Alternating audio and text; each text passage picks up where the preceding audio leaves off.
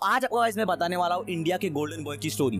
वो 2021 का जो ओलंपिक था उसके फाइनल में क्या हुआ, उसके क्वालिफायर्स में क्या हुआ, कैसे उसने मेडल जीता। तो आज हम गाइस इसके ऊपर बात करने वाले हैं। तो चलो गाइस लेट्स बिगिन।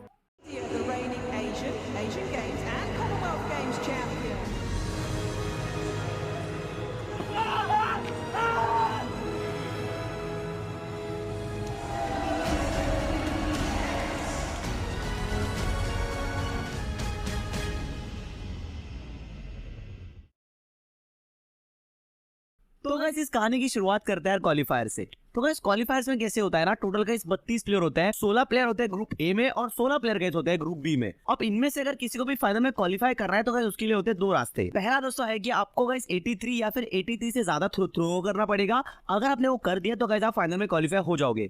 या फिर दोस्तों जो सेकंड तरीका है वो है कि आपका जो बेस्ट थ्रो है वो अगर टॉप 12 के अंदर आता है, जैसे आप यहाँ पे लिस्ट दे सकते हो यार, फिर भी आप दोस्तों फाइनल के लिए क्वालिफाई हो जाओगे। अब दोस्तों अगर मैं बात करूं प्लेयर्स के बारे में तो गाइस प्लेयर्स हो जाते हैं half of divide. Group A में जाते हैं 16 प्लेयर्स और ग्रुप बी में जाते हैं 16 प्लेयर्स। अब इनमें से गाइस अगर मैं बात करूं नीरज चोपड़ा के कॉम्पिटिटर्स के बारे में तो गाइस वो थे जैकब वेल्डिच फ्रॉम चेक Republic, Anders Peterson from Grenada, Julian Weber from Germany और पाकिस्तान से था अरशद नदीम। और दोस्तों अगर मैं बात करूं ग्रुप ए की तो गाइस ग्रुप ए में था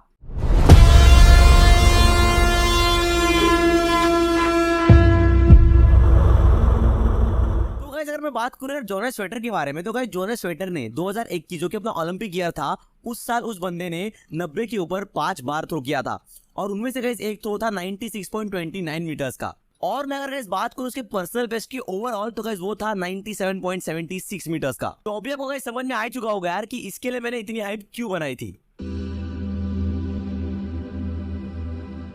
4 अगस्त 2021 वहां पे गए उस समय बज रहे थे सुबह के 9। तो उस समय पे गाइस एक बात तो श्योर थी यार कि नीरज चोपड़ा क्वालिफाई तो हो जाएगा, पर वो पहले थ्रो में क्वालिफाई होता है या फिर सेकंड थ्रो में क्वालिफाई होता है, फिर उसको पूरे 3 के 3 थ्रो लगते हैं, वो गाइस दिख रहा था। तो नीरज चोपड़ा गाइस भी रेडी होता है अपने पहले थ्रो के लिए, आता है वो पहला थ्रो करता है और पहला थ्रो गाइस उसका जाता है 86 मीटर्स का और उसी के साथ दोस्तों वो फाइनल में क्वालिफाई कर जाता है सबसे पहले। वही दोस्तों अगर मैं बात करूं जोनास स्वेटर की तो गाइस जोनास स्वेटर का पहला थ्रो आता है 82.4 मीटर्स का, सेकेंड थ्रो उसका आता है 82.8 मीटर्स का। तो गाइस ये दो थ्रो के साथ उसकी गाइस क्वालिफिकेशन कंफर्म तो नहीं हो रही थी यार, बट गाइस उसके पास अभी भी एक थ्रो था।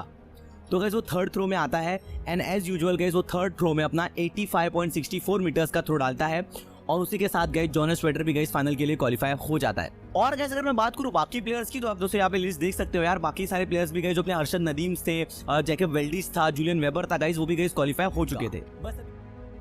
7 अगस्त 2021 शाम के 4 बजे तक इंडिया में बहुत अच्छा माहौल था, बिकॉज उसी दिन 1-2 घंटे पहले बजरंग पूनिया ने हमारे लिए ब्रॉन्ज मेडल विन किया था रेसलिंग में और अब बारी थी नीरज चोपड़ा की। और 2 घंटे बाद कुछ ऐसा होने वाला था यार जिसके लिए हम क्या पूरा एथलेटिक वर्ल्ड रेडी नहीं था। पर उससे पहले गाइस अगर आपको मैं कॉन्टेक्स्ट दे दूं फाइनल का कि फाइनल्स के रूल्स कैसे होते हैं, कैसे कोई गोल्ड मेडल जीतता है, तो गाइस कैसे होता है ना, 12 प्लेयर्स होते हैं।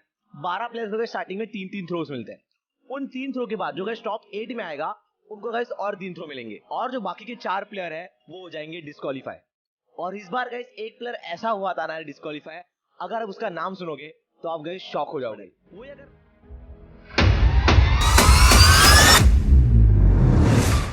तो गाइस अभी अपने फाइनल शुरू हो चुके थे। पहला थ्रो गाइस फेंकने जाता है नीरज चोपड़ा और पहले ही थ्रो में गाइस वो थ्रो करता है 87.3 मीटर्स का थ्रो।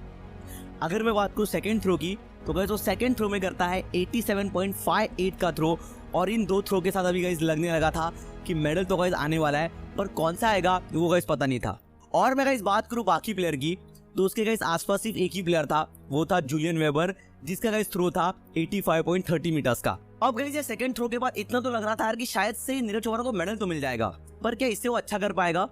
और उसी समय आया गाइस एक ट्विस्ट। सारे प्लेयर के गाइस 3-3 थ्रो हो चुके थे। आखिरी थ्रो की अगर मैं बात करूं नीरज चोपड़ा की वो कुछ खास नहीं था, इट वाज 76 मीटर्स का। पर जो गाइस ट्विस्ट था जो कि गाइस मैंने पहले बोला था यार कि 4 में से एक प्लेयर का जो बाहर गया उसका अगर मैं नाम बताऊंगा ना गाइस आपकी फट के हाथ में आ जाएगी। और गाइस वो नाम था द ग्रेट जोनास स्वेटर। उसने गाइस फिनिश किया था 9 पोजीशन पे with the score line of 82.52 centimetre का उसने थ्रो फेंका था।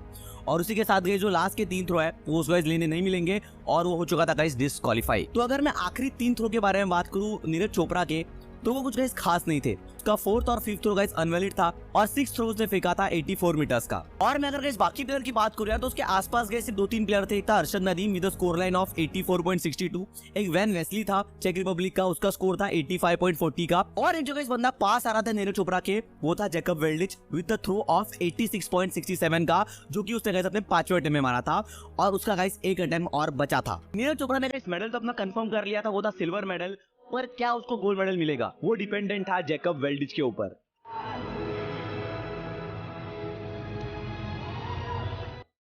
तो जैकब वेल्डिच अभी जाता है अपने लास्ट थ्रो के लिए, वो भागता है, थ्रो करता है और गाइस उसका थ्रो जाता है 75 मीटर्स के ऊपर और खुद ही अपना वो थ्रो डिसअलाउ कर देता है। और उसी के साथ दोस्तों इंडिया को अपना मिल जाता है पहला gold medal ever in athletics. और नीरज चोपड़ा की इस अचीवमेंट ने जगह बना ली थी अपने इंडिया के स्पोर्टिंग हिस्ट्री बुक्स में।